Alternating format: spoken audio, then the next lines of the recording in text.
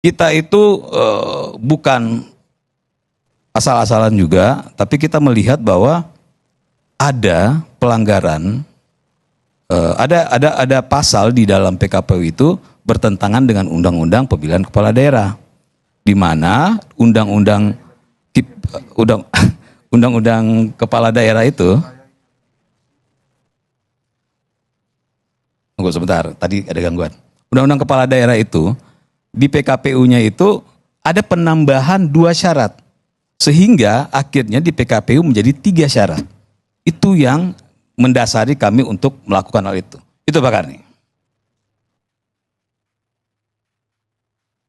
Jadi tidak ada permintaan apa-apa dari siapapun kepada Partai Garuda untuk mengajukan ini. Oke, tadi saya bicara berdasarkan aturan hukum. Sekarang kita bergosip ya Pak Karni ya.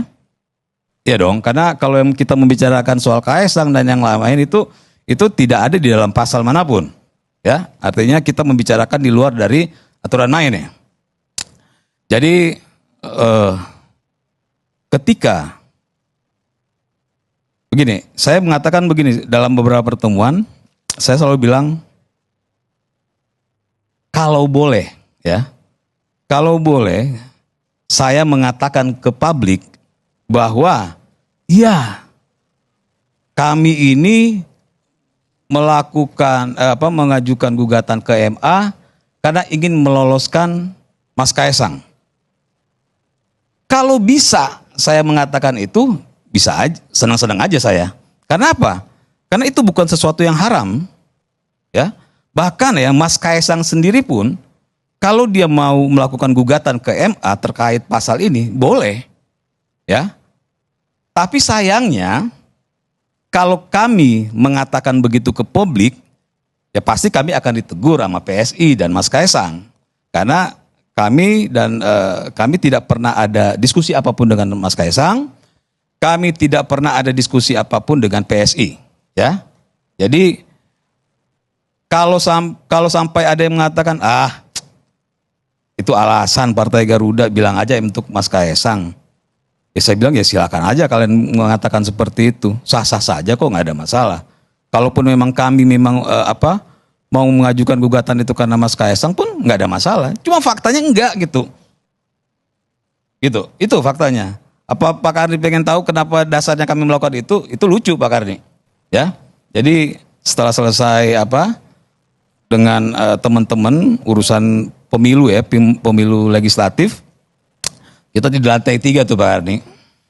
Kita di lantai 3 karena kita rata-rata anak-anak muda di sana. Bahkan caleg-caleg kita waktu itu pun anak-anak muda. Jadi saya dan yang lain tuh berseloroh gitu ke anak-anak muda. Udah, ini mau pilkada nih. Di bagian timur kayaknya kita menang banyak nih. Maju deh gitu kan. Anak-anak muda jangan cuma berani di pileg doang. Maju aja ke pilkada, gubernur kayak apa kayak. Di situ terjadi Pak Karni. Ini kalau kita mau kasih tahu ya. Jadi dia bilang, gue belum bisa nih katanya gitu. Kan gue belum 30. Lalu saya bilang, enggak kok, di aturan begitu. Nah dari situ Pak Karni, di lantai 3 itu sejarahnya.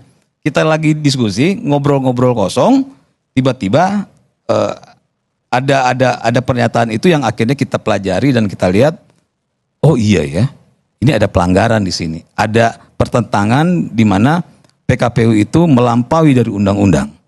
Itu. Tapi kalau ada yang nggak percaya, kalau bahasa anak muda emang gue pikirin gitu, nggak ada masalah buat kita. Yang pasti kami sudah menyampaikan apa adanya, baik berdasarkan aturan, baik berdasarkan hukum maupun berdasarkan gosip-gosip, kami sudah menjelaskan. Silakan kalau ada yang mau menerima atau tidak, itu udah bukan urusan kami. Itu Pak Karni. Ya tapi yang maksud saya begini ya, dengan diubahnya undang-undang PKPU ini atau peraturan PKPU ini, yang maju sebagai gubernur itu belum kelihatan loh. Ya akan maju lah kecuali Kaisang. Makanya pertanyaan tadi itu saya lontarkan. Mungkin mesti dikoreksi, nggak ada yang mengubah, tidak ada yang mengubah. Jadi kalau kami mengajukan gugatan itu tidak ada untuk mengubah. Malah kami ingin mengembalikan pasal itu seperti Undang-Undang Pemilihan Kepala Daerah. Karena karena PKPU itu sudah melampaui dari undang-undang. Jadi makanya saya bilang tadi di awal Pak Karni, kita tuh sambil memantau sambil ketawa-ketawa. Baik pro dan kontra ini lucu-lucu saya bilang.